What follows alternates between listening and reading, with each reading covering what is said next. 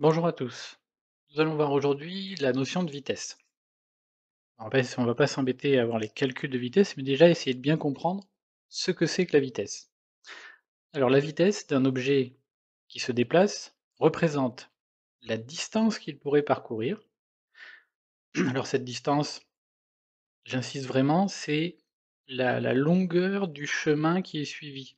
C'est-à-dire que même si c'est un chemin qui suit des courbes, etc., qui tourne, il faut vraiment mesurer tout le chemin suivi, hein. C'est la distance qu'il pourrait parcourir, en mètres, en centimètres ou en kilomètres, pendant un temps donné. Et ce temps donné, bah, ça peut être une seconde, une heure, un jour, une année, c'est ce qu'on veut, on le choisit, mais c'est pendant une unité de temps choisie, hein. Donc, si je résume, la vitesse d'un objet, ça va être la distance qu'il pourrait parcourir, en mètres, centimètres ou kilomètres, pendant un temps donné. Une seconde, une heure, une année, ça on choisit. Ça veut dire que si on prend un objet qui parcourt 100 kilomètres en une heure, on dira que sa vitesse est de 100 km/h. S'il parcourt 25 mètres en une seconde, on dira qu'il a une vitesse de 25 mètres par seconde. Et après, on pourrait faire la même chose si jamais il se déplace de 50 mètres en 2 secondes, on se ramènerait à une unité, c'est-à-dire à une seconde. On se poserait la question, tiens, en une seconde, il aurait parcouru combien? Comme c'est moitié moins, s'il se déplaçait à 50 mètres en 2 secondes, ça ferait 25 mètres en une seconde. Donc sa vitesse, ça serait 25 mètres par seconde. D'accord? Il faut toujours se ramener à une unité du temps choisi. Une seconde, une heure ou une année. Et ça va nous exprimer la vitesse. Donc toutes les unités de vitesse qui existent, les différentes unités, vont représenter les distances parcourues pendant une unité de temps. Les kilomètres par heure représenteront le nombre de kilomètres parcourus en une heure. Les mètres par seconde, le nombre de mètres parcourus en une seconde. Si on prend une unité de vitesse qui est le centimètre par minute, c'est pas très courant mais ça peut exister, ça sera le nombre de centimètres parcourus en une minute. Et de même, une unité de vitesse qui serait les centimètres par an, c'est pas très utilisé, par exemple pour les continents à la surface de la Terre, ça serait le nombre de centimètres qu'ils parcourent en un an. C'est une unité de vitesse, hein.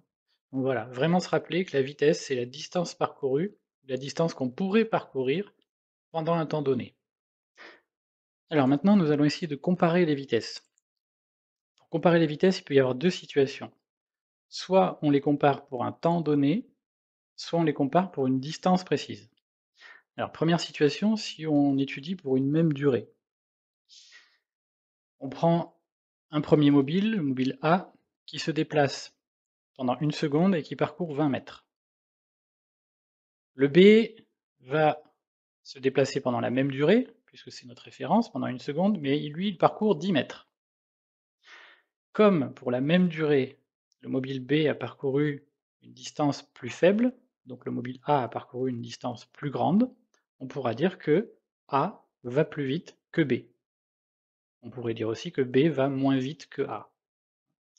Donc si on veut comparer des vitesses et qu'on le fait pour la même durée, c'est celui qui parcourra la plus grande distance qui va le plus vite. Si maintenant on se fixe une distance, le mobile A va parcourir 15 mètres en une seconde. Le mobile B va parcourir lui aussi 15 mètres, puisqu'on le fait sur la même distance, mais lui en 2 secondes. Comme pour la même distance, le mobile A a mis moins de temps, on dira que A va plus vite que B. Donc si on veut comparer des vitesses pour la même distance, il faut regarder celui qui met le moins de temps, c'est celui qui va le plus vite, hein. L'exemple, ce sont les coureurs de 100 mètres. Ils parcourent tous la même distance, celui qui va le plus vite, c'est bien celui qui met le moins de temps. Voilà. Donc il faut faire attention quand on compare les vitesses, c'est est-ce qu'on compare pour le même temps? À ce moment-là, celui qui va le plus vite, c'est celui qui parcourt le plus de distance. Ou si on compare pour la même distance, à ce moment-là, celui qui va le plus vite, c'est celui qui met le moins de temps. Et pour finir, il est important d'avoir quelques notions de vitesse, quelques ordres de grandeur de vitesse en tête, hein, savoir à peu près certains objets à quelle vitesse ils se déplacent. Alors le premier, bon, il n'y a pas d'ordre, mais on commence par les continents, qui ont une vitesse de l'ordre de quelques centimètres par an, hein. C'est vraiment très très lent leur déplacement. Donc on mesure ça en centimètres par an. J'ai mis 5 centimètres par an, ça peut être 1, ça peut être 10, voilà, mais l'ordre de grandeur, c'est quelques centimètres par an. Vous avez un coureur humain au plus vite, hein, le record actuel, donc c'est 44,7 km/h en pointe. Donc l'ordre de grandeur d'un coureur, c'est quelques dizaines de kilomètres par heure. Un avion de ligne, bah, c'est environ 800 km/h. Ah bon, il y en a qui vont un peu plus vite, d'autres un peu moins vite, mais l'ordre de grandeur, c'est 800 km/h. La vitesse de la lumière, hein, la lumière, c'est ce qui se déplace le plus vite dans l'univers connu. Donc l'ordre de grandeur, c'est donc 300 000 km, attention, par seconde. Ça représente 7 tours et demi de la Terre en une seconde. Donc c'est très très très rapide. Le son, qui se déplace lui aussi très vite, mais moins vite que la lumière, à 340 mètres par seconde. Un satellite géostationnaire. Géostationnaire, ça veut dire qu'il reste toujours au-dessus du même endroit de la Terre. Donc il tourne en même temps que la Terre. Sa vitesse, c'est environ 11 000 km/h. Ça va quand même très vite, hein, un satellite. La vitesse d'un marcheur, bah, c'est quelques kilomètres par heure. Hein, on peut marcher plus ou moins vite, mais voilà, 1, 2, 3, 6 km/h. La vitesse d'une voiture, bah, l'ordre de grandeur, c'est 100 km/h. Hein, vous comprenez bien que ça peut être un peu plus ou un peu moins.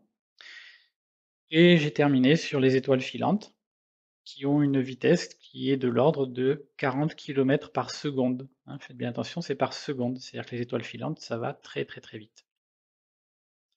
Voilà, donc ça c'est quelques ordres de grandeur pour savoir un petit peu les objets qu'on a autour de nous, à quelle vitesse ils se déplacent. Donc ce qui en ressort, c'est qu'il faut faire très très attention aux unités, hein, savoir si c'est par seconde, par heure ou par minute. Voilà, donc vous avez les quelques notions à connaître pour commencer à bien comprendre la vitesse.